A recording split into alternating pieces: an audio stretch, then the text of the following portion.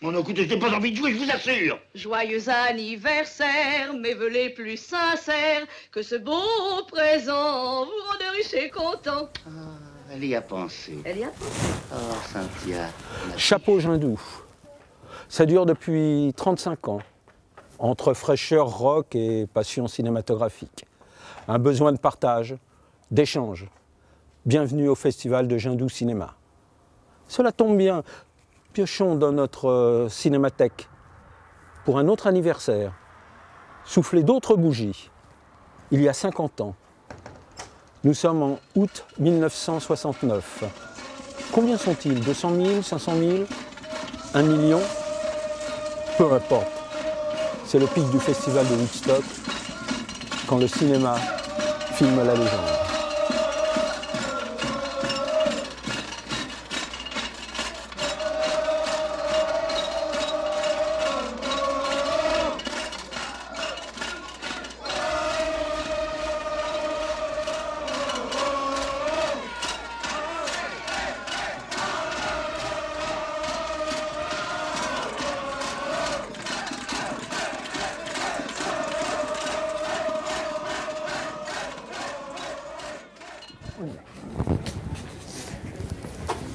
Est-ce que c'est madame qui est spécialiste? Non. Madame n'est pas spécialiste cinéma? Madame, elle représente le ministère de la Ville. Je travaille actuellement au Musée national de l'histoire de l'immigration, où je m'occupe de toutes les ressources. Je suis directeur des ressources. C'est une activité importante, puisque c'est tout ce qui accompagne les expositions en termes de programmation culturelle et artistique, et pour que, à côté de l'exposition, on puisse proposer un certain nombre d'activités culturelles, artistiques auprès des publics. Et donc cinéma? Alors, on a le cinéma, on a la littérature, on a des conférences débats et on a du spectacle vivant. C'est-à-dire combien de spectacles par an, la programmation c'est... On a une activité mensuelle, à savoir que chaque mois, on a une activité ciné. On propose une programmation chaque mois en matière d'une conférence débat, un atelier littéraire ou la rencontre d'un écrivain, et puis une séance de cinéma par mois. Oui. Et alors pourquoi vous êtes à Jindou?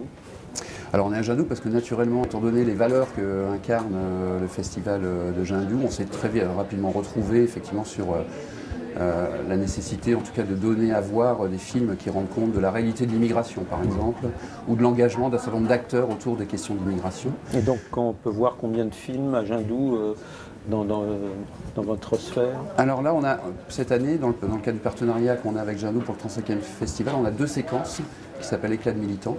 L'une qui était programmée hier et l'une ce soir à 19h, où on présente des films en lien avec l'histoire de l'immigration, donc des films assez vieux, et qui rendent compte d'une parole un peu des premiers concernés sur les questions de racisme, de discrimination, les questions, le lien entre l'Afrique et l'Europe, les questions de décolonisation, enfin, autour des luttes, de l'émancipation et des questions d'égalité.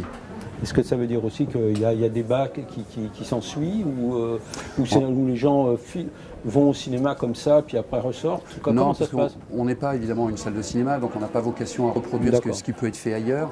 Donc l'enjeu du musée, c'est de mettre en débat un certain nombre de films, et c'est de permettre au public en tout cas de se forger une opinion un peu plus éclairée sur un certain nombre de sujets liés à l'immigration, liés aux questions d'identité, qui sont quand même des questions aujourd'hui très crispées, très tendues, et sur lesquelles il est difficile d'avoir une information un peu distanciée qui permet de se mettre au clair à peu près avec ces sujets. Il y a une telle médiatisation et politisation de la question de l'immigration que c'est important pour un musée de refroidir le sujet et de proposer à un public, en tout cas, des points de vue, des éclairages sur ces questions-là, qui soient scientifiques, culturelles, artistiques, et qui permettent à chacun de se forger une opinion à peu près éclairée.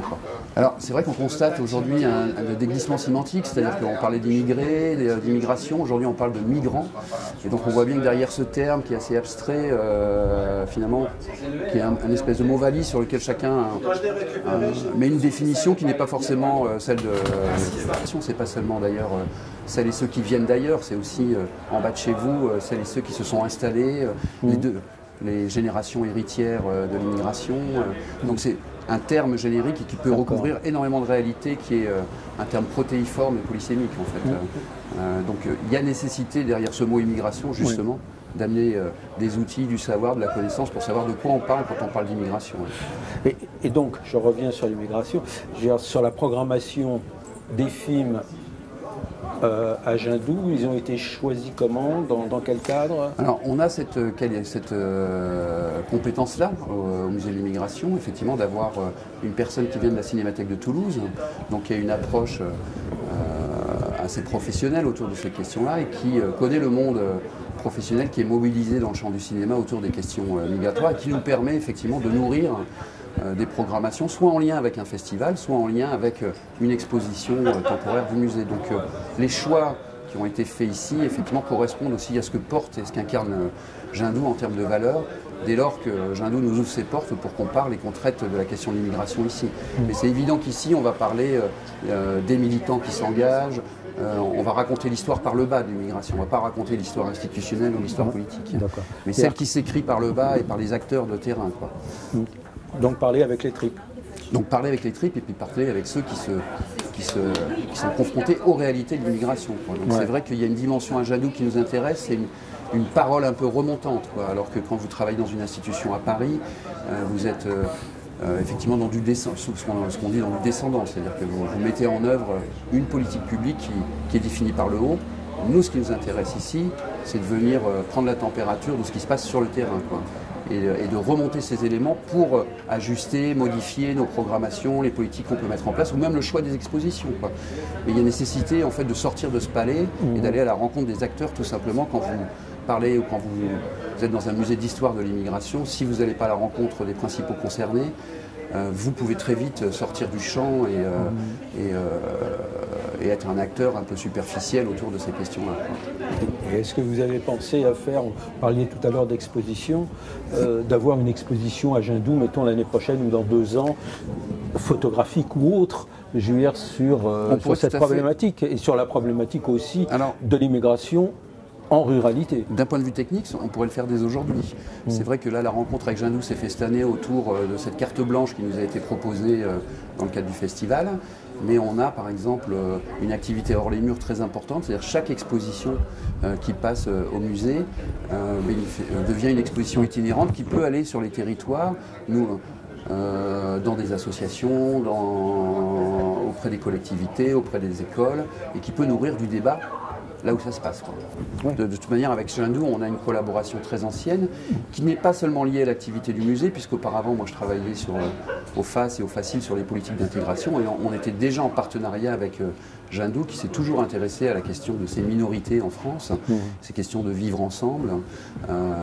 Et c'est vrai que c'est intéressant de venir en discuter ici, en milieu rural, là où effectivement la question de l'immigration nous amène essentiellement vers la banlieue. Et donc la confrontation entre une parole qui vient du milieu rural sur les questions d'immigration et celle qui vient de la banlieue est pour nous extrêmement riche d'enseignements et nous permet aussi d'enrichir après les propositions qu'on peut faire au Musée national de l'histoire de l'immigration. Pour moi, qu'est-ce que c'est le cinéma? Le cinéma, c'est voir et entendre. Voilà, je le résumerai à travers ces 2 mots. Et cette nécessité, effectivement, par le biais artistique, de donner à voir et de donner à entendre des réalités qu'on ne voit pas dans la vie de tous les jours. C'est-à-dire que le prisme culturel et le prisme de l'artiste nous permettent effectivement de donner à voir des réalités autour de ces questions sociales et ces questions de société qu'on ne voit pas forcément dans la vie de tous les jours, quoi. Voilà. Le cinéma, c'est s'arrêter sur une image, discuter. Voilà, c'est de l'arrêt sur image. Quelque part, il y a une notion d'arrêt sur image. On s'arrête avec le cinéma sur une question et on prend le temps de se poser les bonnes questions, quoi. Ça devient intemporel. Ça devient temporel, ça devient universel très rapidement.